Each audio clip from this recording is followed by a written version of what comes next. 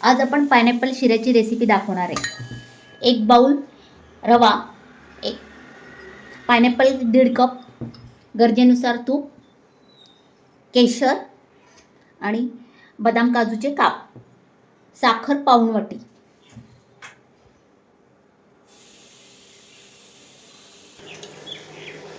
दोन चमचे तूप टाकून आपण रवा भाजून घेणार आहे।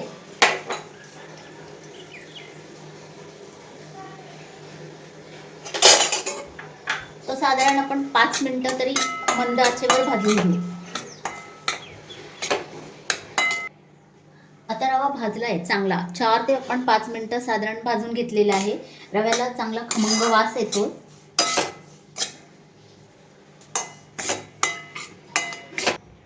रवा आपण एका प्लेटमध्ये काढून घेतलेला आहे। 1 चमचा तूप आपण टाकून त्यात काजू आणि बदाम चांगले तळून घेऊ।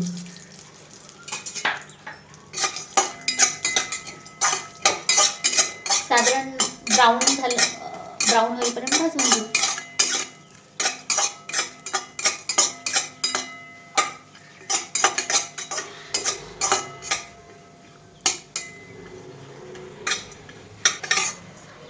आता आपण ते एका प्लेटमध्ये काढून घेऊ।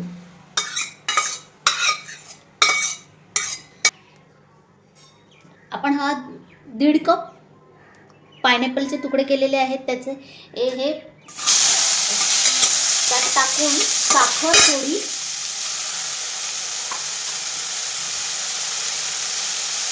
यातली जी शिऱ्याला आपण टाकणार आहे त्यातली थोडी साखर टाकू। पायनॅपल चांगला जरा गाळ होईपर्यंत शिजवून घेऊ। थोडंसं त्यात गरजेनुसार पाणी टाकू। आपण यात अर्ध कप पाणी टाकून शिजवून घेऊ। छान गाळ होईपर्यंत पायनॅपल शिजवून घेऊ। थोडी साखर टाकलेली आहे, त्यात मोठ्या आचेवर शिजवून घेऊ।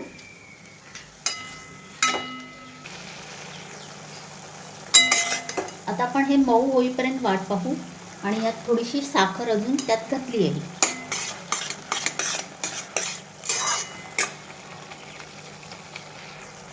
आता आपण 5 मिनिटं शिजूया झाकण लावून। आता ज्या मापाने आपण रवा घेतला त्या मापाने आपण 3 कप पाणी घेऊ। 3 बाउल पाणी हे तापवायला ठेवलेलं आहे शिऱ्यात टाकण्यासाठी। आता हा पायनॅपल शिरा चांगला मऊ शिजून झालेला आहे।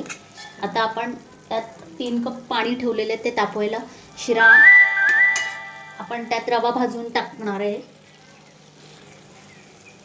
आता हे पायनॅपल शिजून झालेले आहे, त्यात आपण भाजलेला रवा आणि काजू बदाम टाकलेले आहे, टाकून शिजवणार आहे।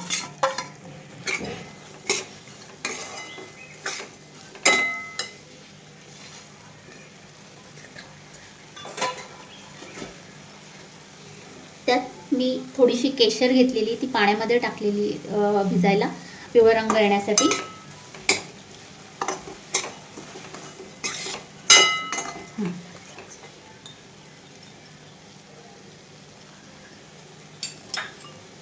आणि मगाशी तापवायला ठेवलेलं पाणी हे यात 3 कप आपण टाकणार आहे। साधारण 3 लागेल या 2.5ही लागेल।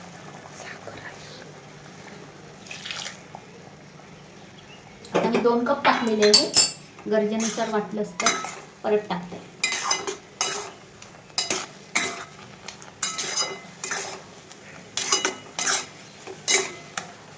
त्यात थोडंसं तूप,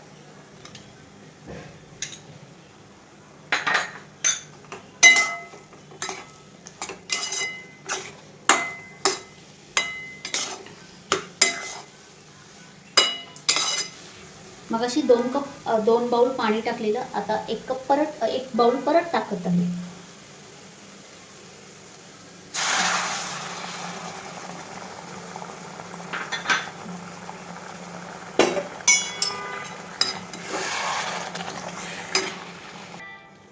आता उरलेली साखर आपण परत त्यात टाकणार आहे।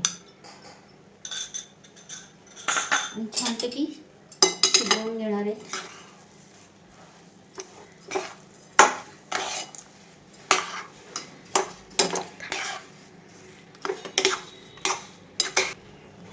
थोडंसं तूप थोडं पण परत टाकत आहे. ज्याला तुपाची आवड असेल त्यांनी जास्तीचं तूप वापरलं तरी चालेल शिऱ्यात. थोडा वेळ आपण दमायला ठेवू, 1-2 मिनटं. आता झाकण आपण काढून घेऊ. शिरा झालेला आहे, एका बाउलमध्ये काढून दाखवते. आता आपला हा पायनॅपल शिरा तयार झालेला आहे. तुम्ही एकदा नक्की ट्राय करून पहा.